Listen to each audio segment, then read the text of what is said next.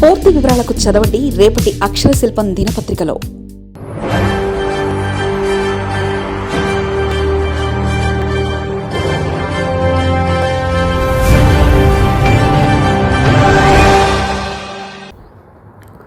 అటు కృష్ణా ఇటు ఒంగోలు మటాష్.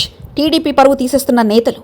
జనసేన టీడీపీల మధ్య ఒంగోలు నియోజకవర్గంలో కోల్డ్ వార్ తీవ్రమై విజయ డైరీ చైర్మన్ పదవి రాజీనామాతో. జనసేన టీడీపీల మధ్య ఒంగోలు నియోజకవర్గంలో వారు తీవ్రమైంది. మాజీ మంత్రి బాలినేని శ్రీనివాసరెడ్డికి టీడీపీ ఎమ్మెల్యే దామచర్ల జనార్దన్కు మధ్య పొసగడం లేదు.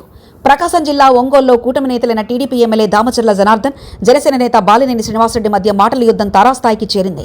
ఇసుక మైనింగ్ బార్లలో మామూళ్లపై పరస్పర ఆరోపణలు గుప్పించుకుంటూ కూటమిలో విభేదాలను బహిర్గతం చేసుకున్నారు. బాలినేని శ్రీనివాసరెడ్డి ఆరోపణలు ఒంగోలులో ఎమ్మెల్యే దామచర్ల అరాచకాలు పెరిగిపోయాయని, తానే రాజు తానే మంత్రి అన్నట్లుగా వ్యవహరిస్తున్నారని మండిపడ్డారు. ఇసుక మైనింగ్ వైన్స్లో ఎమ్మెల్యేకు రోజువారీ మామూలు అందుతున్నాయని ఆరోపించారు. తన కార్యకర్తలను ఇబ్బంది పడితే ఊరుకోమని, ఎంతవరకైనా వెళ్తామని హెచ్చరించారు. దీనికి TDP MLA Damacharla Janardhan counter ఇచ్చారు. వైసీపీ ప్రభుత్వ హయాంలో బాలినేని తండ్రి కొడుకులు బార్ల సిండికేట్ ద్వారా కోట్లు దండుకున్నారని దామచర్ల విమర్శించారు. బాలినేని పార్టీ మారకుండా ఉంటే ఈ పార్టీకి ఆయన జైల్లో పెట్టేవాళ్ళమని ఘాటు వ్యాఖ్యలు చేశారు. జనసేన ముసుగులో ఉంటూ బాలినేని ఒంగోలులో రాజకీయం చేస్తున్నారని ఎద్దేవా చేశారు.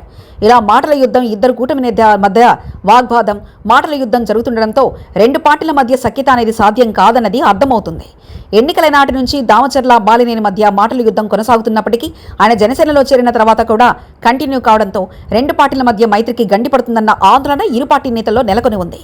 తొలి నుంచి బాలినేని శ్రీనివాసరెడ్డికి దామచర్ల జనార్దన్కు మధ్య వైరం ఉంది. అంటే రాజకీయ వైరమే. దామచర్ల తొలి నుంచి టీడీపీలో ఉండగా బాలినేని మొన్నటి వరకు కాంగ్రెస్ వైసీపీలో చేరి దామచర్లపై గెలిచారు. ఇలా కొన్ని దశాబ్దాల నుంచి కొనసాగుతున్న యుద్ధం. ఇద్దరు వేర్వేరు పార్టీలో ఉంటే పెద్దగా ఎవరూ పట్టించుకోరు. కానీ 2024 ఎన్నికలు ముగిసిన వెంటనే బాలినేని శ్రీనివాసరెడ్డి జనసేనలో చేరడం, కీలక నేతగా మారడంతో అది దామచర్లకు రుచించడం లేదు. దామచర్ల చివరి వరకు జనసేనలోనే చేర్చుకోవద్దని ప్రయత్నించినా ఫలితం లేదు. దీంతో ఇద్దరి మధ్య మరోసారి మాటల యుద్ధం జరగడంతో ఒంగోలులో రెండు కూటమి పార్టీల మధ్య వైరం ఎటువైపుకు దారితీస్తుందనే ఆందోళన వ్యక్తమవుతుంది. రెండు పార్టీల నాయకత్వం జోక్యం చేసుకోకుంటే ఒంగోలులో కూటమి కుదేలు కాక తప్పదన్న హెచ్చరికలు వినిపిస్తున్నాయి. విజయ డైరీ చైర్మన్ పదవికి తెలుగుదేశం పార్టీ నేత చలసాని ఆంజనేయులు రాజీనామా టీడీపీ నాయకత్వానికి చెడ్డ పేరు తెచ్చింది. పార్టీ కార్యకర్తల నుంచి నేతల వరకు ఇదే అభిప్రాయాన్ని వ్యక్తం చేస్తున్నారు. పార్టీ అధిష్టాన ఆదేశాలు, మంత్రుల తీవ్ర ఒత్తిడి మరియు మరొకరికి అవకాశం కల్పించాలని హైకమాండ్ నిర్ణయించింది. చలసాని చేత ఎన్నికైన ఆయనను ఆసుపత్రిలో బలవంతంగా రాజీనామా చేయించడం పార్టీలోనూ రాష్ట్రంలోనూ చర్చనీయాంశమైంది. ఇది టీడీపీ విధానాలకు విరుద్ధమని పలువురు వ్యాఖ్యానిస్తున్నారు. ఎన్టీఆర్ స్థాపించిన తెలుగుదేశం పార్టీలో ఆయన ఆశయాలు క్రమంగా కనుమరుగవుతున్నాయని ఈ రాజీనామా వ్యవహారం బట్టబయలు చేసిందని అంటున్నారు.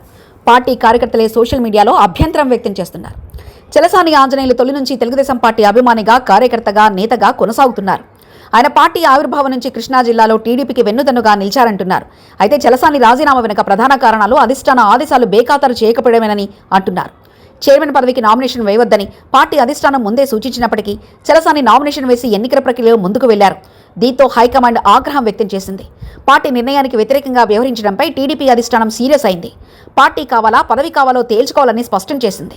దీంతో మంత్రులు కొల్లు రవీంద్ర, కొలుసు పార్థసారథి రంగంలోకి దిగి ఆసుపత్రిలో చికిత్స పొందుతున్న చలసానిని కలిసి రాజీనామా చేయాలని తీవ్ర ఒత్తిడి తెచ్చారు. పదవుల కంటే పార్టీ ప్రయోజనాలు, క్రమశిక్షణే తనకు ముఖ్యమని భావించి చివరికి ఆయన తన పదవికి రాజీనామా లేఖను మంత్రులకు అందజేశారు. అయితే చలసాని ఆంజనేయులు గన్నవరం మాజీ ఎమ్మెల్యే వల్లభనేని వంశీ ప్రధాన అనుచరుడని మరో వాదన కూడా ఉంది. అందుకే చలసాని ఆంజనేయులను పార్టీ నాయకత్వం రాజీనామా చేయాలని ఒత్తిడి తెచ్చిందన్న కామెంట్స్ కూడా వినబడుతున్నాయి. పార్టీ నేతలు చలసాని ఆంజనేయులను బెదిరించారనలో నిజం లేదని చెప్తున్నారు. చలసాని స్థానంలో మరొక కీలక నేతకు పదవి అప్పగించేందుకు చలసాని ఆంజనేయుల చేత రాజీనామా చేయించినట్లు కొంత సర్ది చెప్తున్నారు. కానీ చలసాని ఆంజనేయుల చేత రాజీనామా చేయించిన తీరే సరికాదని వ్యాఖ్యానిస్తున్నారు. ఆసుపత్రిలో బెడ్ మీద ఉన్న ఆయన నుంచి రాజీనామా లేఖను మంత్రి అందుకోవడాన్ని మాత్రం అందరూ తప్పుపడుతున్నారు. అందుకే వైసీపీకి, టీడీపీకి తేడా ఏముందని ఆ పార్టీ కార్యకర్తలే బహిరంగంగా ప్రశ్నిస్తున్నారు. మొత్తం మీద చలసాని ఆంజనేయులు రాజీనామా టీడీపీ ప్రతిష్టను దిగజార్చిందనే చెప్పాలి. పూర్తి వివరాలకు చదవండి రేపటి అక్షర శిల్పం దినపత్రికలో.